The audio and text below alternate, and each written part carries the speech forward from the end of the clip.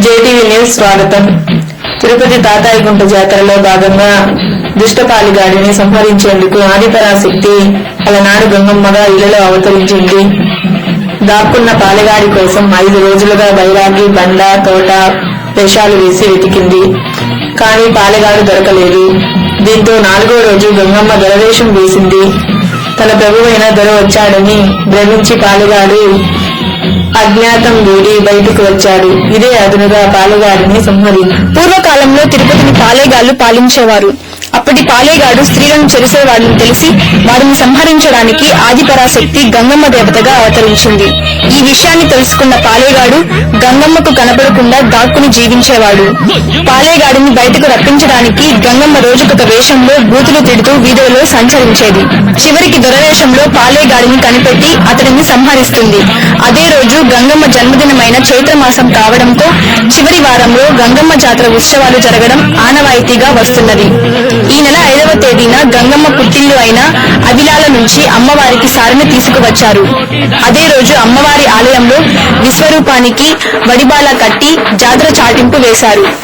ఆ రోజు నుంచి రోజుకొక వేషంలో భక్తులు అమ్మవారి ఆలయానికి చేరుకుని అమ్మవారిని దర్శించుకుంటారు.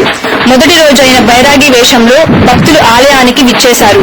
2వ రోజైన 7వ తేదీ బండ వేషం, 8వ తేదీ తోటి వేషం, 9వ తేదీ దొరవేషం, 10వ తేదీ మాతంగి వేషం, 11వ తేదీ సున్నపు కుండల వేషం తదితర వేషాలలో ప్రతిరోజు వేలాది మంది భక్తులు అమ్మవారిని దర్శించుకున్నారు. ప్రతిరోజు అమ్మవారు సర్వాలంకార శోభితురాలై భక్తులకు దర్శన భాగ్యం కల్పించారు. ఇక 12వ తేదీ మంగళవారం 1,00,000 మంది పైగా భక్తులు అమ్మవారిని దర్శించుకున్నారు. సోమవారం అర్ధరాత్రి 12 గంటల నుంచి పొంగళ్లు పెట్టారు. భక్తులు సప్పరాలను ధరించి ఆలయానికి చేరుకుని మొక్కులు తీర్చుకున్నారు. ఉదయం నుంచి రాత్రి వరకు అమ్మవారికి నిత్య కైంకర్యాలు నిర్వహించారు. మంగళవారం రాత్రి అమ్మవారి విశ్వరూప ప్రతిమను తయారు చేశారు. బుధవారం ఉదయం అమ్మవారి విశ్వరూపానికి చెంప నరకడంతో జాతర ముగిసింది. భక్తుల విశ్వాసం. అందుకే జాతరలో వేషాలు వేసి భక్తులు ఉత్సాహంగా పాల్గొన్నారు.